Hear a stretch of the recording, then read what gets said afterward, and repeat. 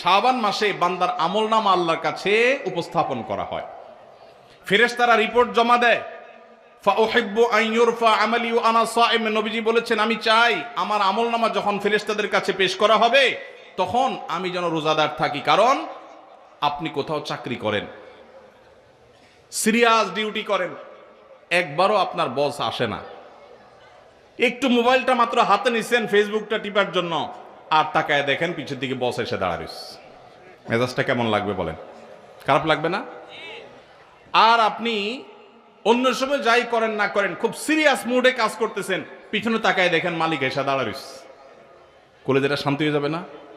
যাক মাশাআল্লাহ, এই বেচারা এসে আমরা যখন কাজে দেখবে বলবে বাবা খুব ভালো মানুষ, তো বেতন বাড়বে, তাই না?